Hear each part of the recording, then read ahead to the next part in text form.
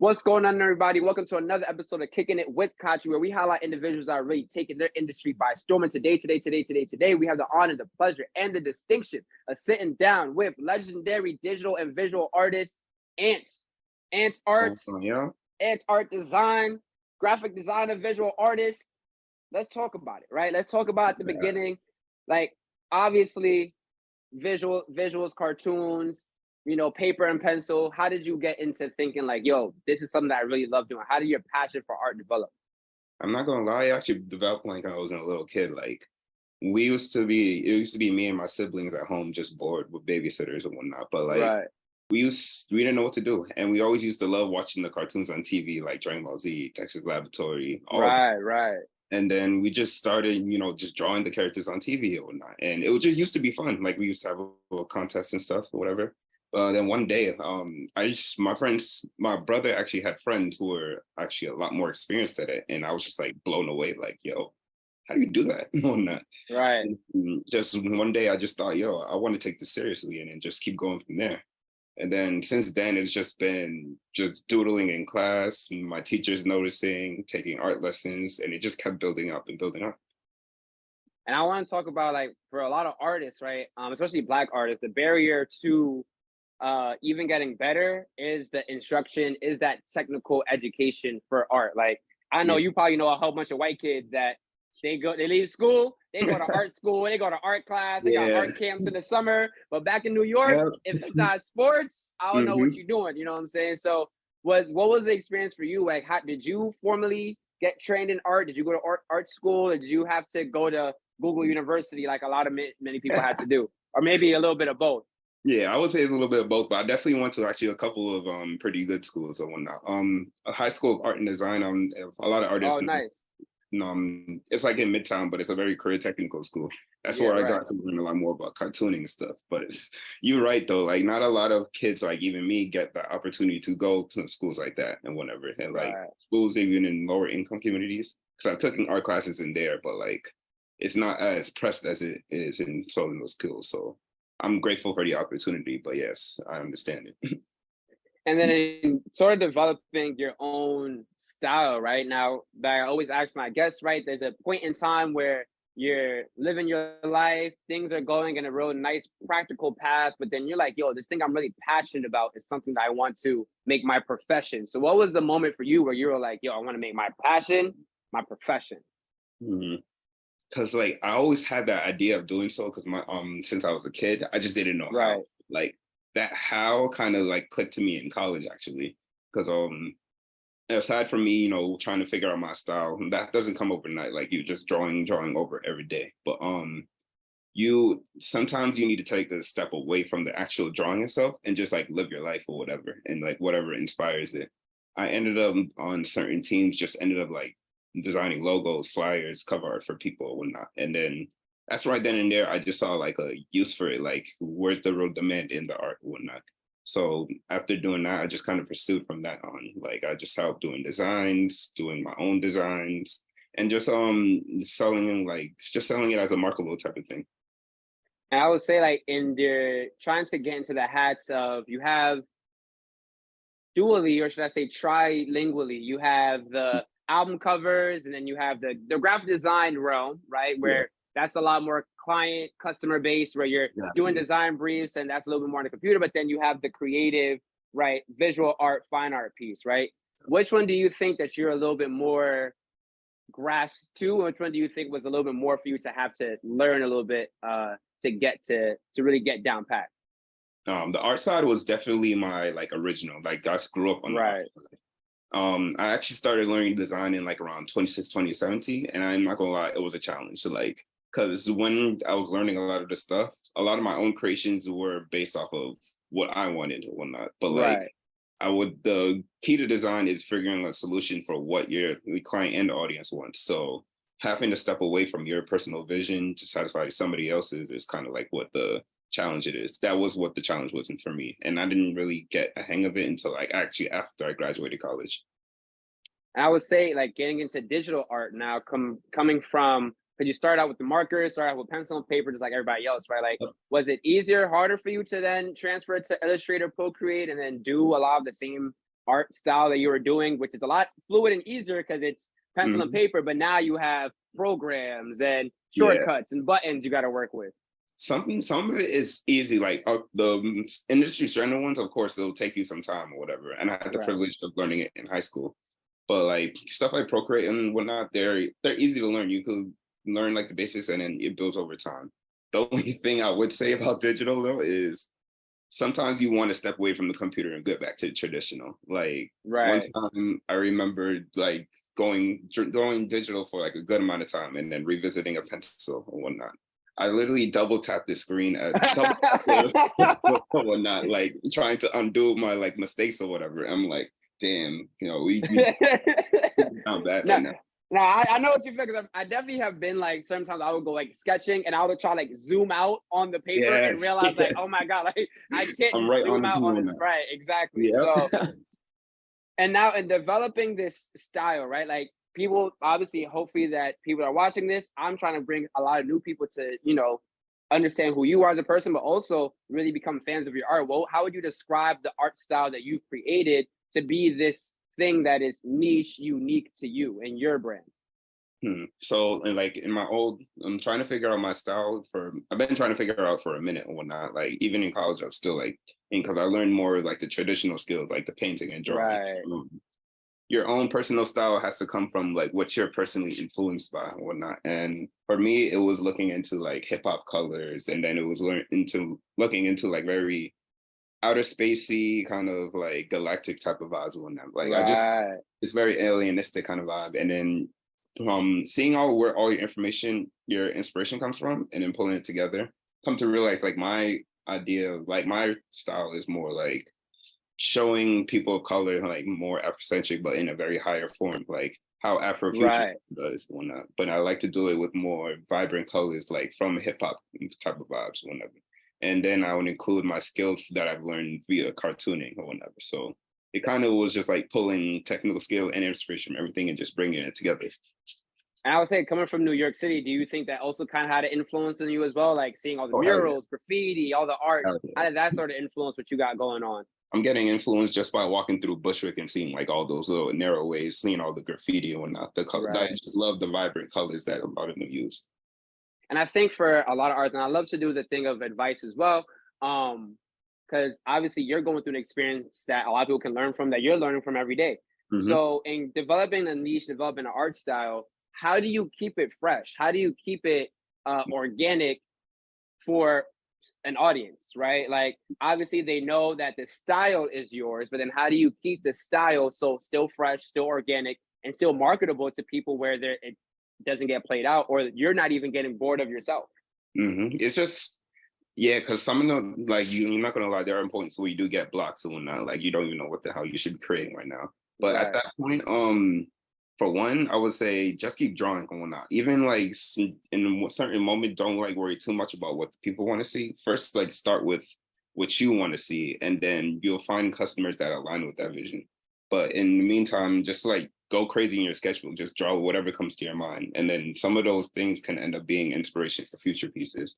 And then sometimes it just helps just to step back from your work and just live life and whatnot. Like things from your real life can inspire your artwork and whatnot too. Like one time, I remember taking a birthday trip out and just stargazing, and like that influenced one of my, whatever. So and then coming into like, you know, want more advice, like being a full-time artist, right? This is something that you're doing all day. This is something that's supposed to be supporting you. What advice do you have for emerging artists? Because to them, one, and I would say me as well, right? Creatives in general, just people that are trying to follow their paths. It is pretty daunting to think that your entire life is supposed to be supported by your dreams, right? So what sort of advice do you have to sort of, you know, bestow upon someone else that is trying, you know, some tips and tricks on developing your brand so that you can move towards that full-time position, such as yourself? I would say, one thing I would definitely say doesn't happen overnight. Like just kind of, I compare it to just like stepping into the ocean and whatnot. Like you don't know how to swim, but you gotta like learn, you know, whatever. But I would say it gets easier as you like step out your comfort zone, like do your first show and whatnot and see how it is. Because from that one show, you'll meet more people who can help you with other opportunities. And then it almost becomes a chain reaction when you do that. And then I would just say learn, like, if you can take classes on learning the marketing side of things and whatnot too, like how to sell to the right people who actually want to like buy art and stuff. Um, yeah, just trial and error. It's a lot of it, and it doesn't happen overnight. Like, don't think to make $1 million off of one piece overnight, whatever. Right.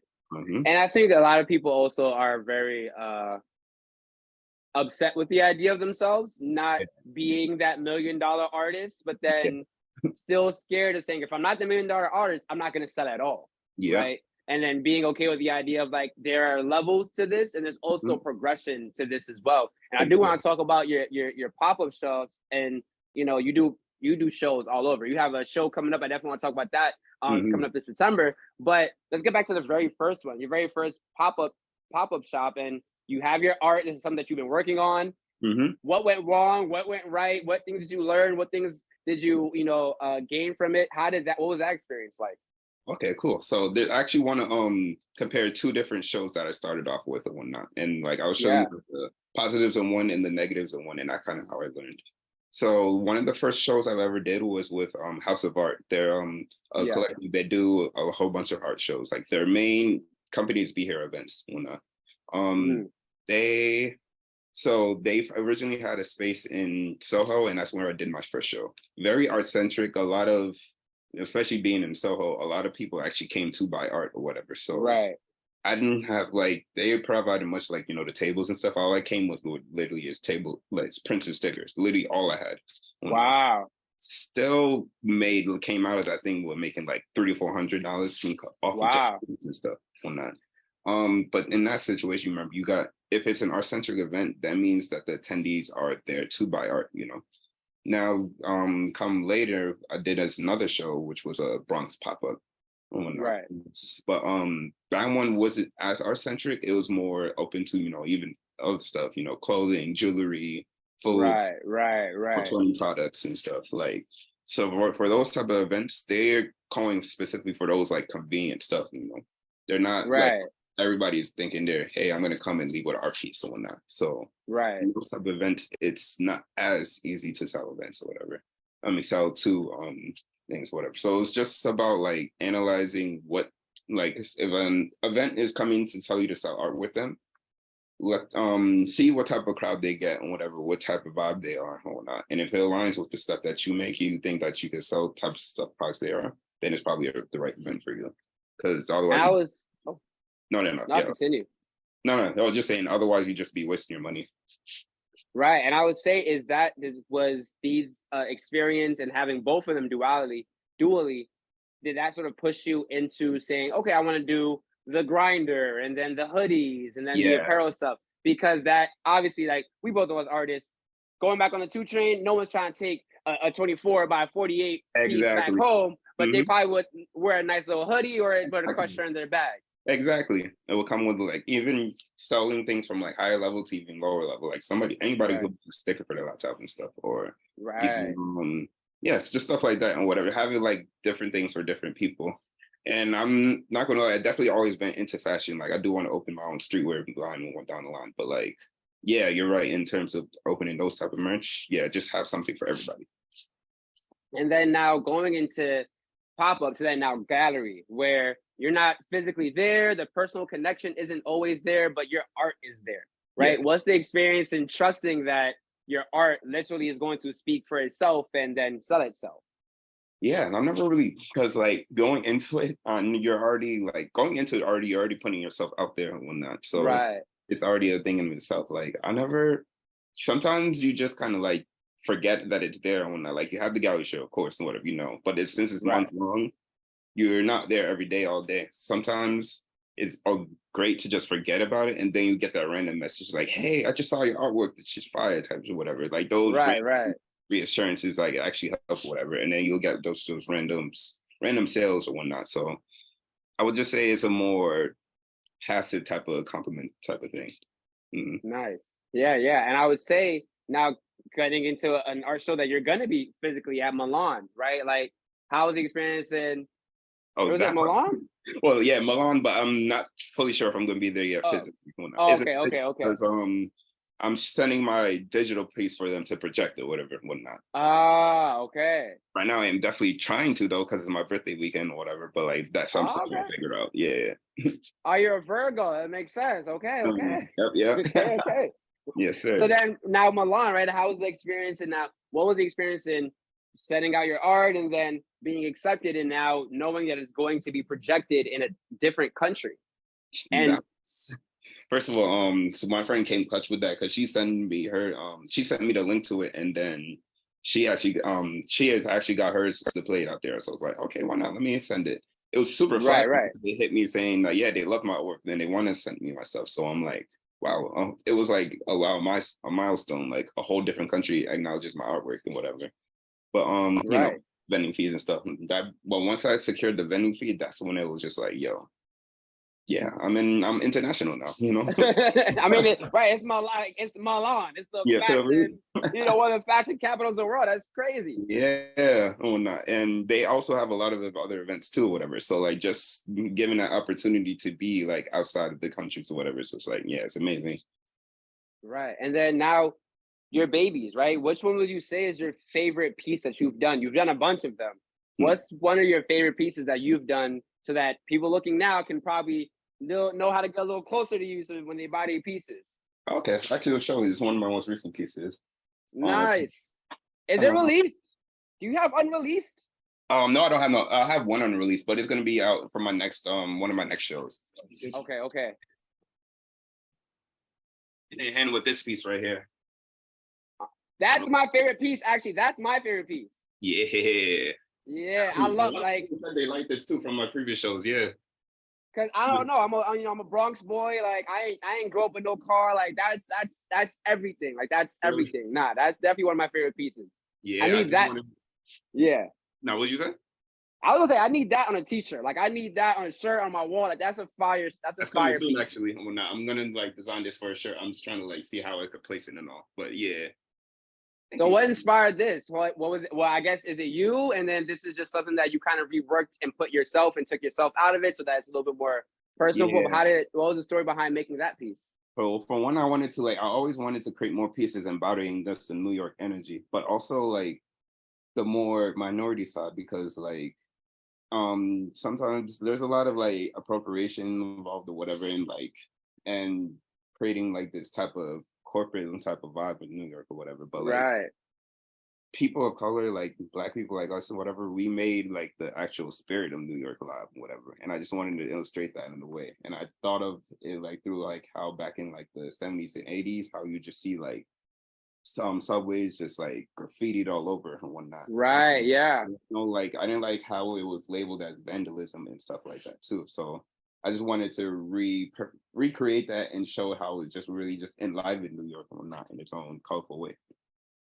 Yeah, and I was watching this documentary called Style Wars, and it showed the graffiti boom in New York City. One, the negatives from the government, but also the positives of like these, like it's crazy to be a kid in Queens and a kid in Bronx knows Scheme 718, right? And like a kid in the Bronx knows a kid from Brooklyn just because they see they tag on the train. Like it's crazy, and it's crazy that we don't have that time anymore. So that's why that piece is like one of my favorite pieces. Like the train station is such an amazing like motive for New York City. So then now moving into building your brand and now, pushing it forward, what should we look forward to other than, you're showing Milan that we hopefully can live stream or get more information about when it comes out? What more can we look forward to from your brand?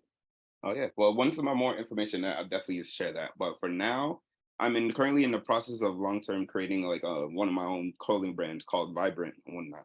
I released a couple of t-shirts before, but like this one is gonna be like the official like brand release. Right. In the works, and that's gonna be coming out sometime mid next year.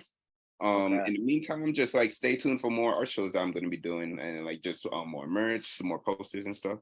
I have one more gallery show that's actually where this is going to be shown. It's a 50 years hip hop style. Oh, right. Okay.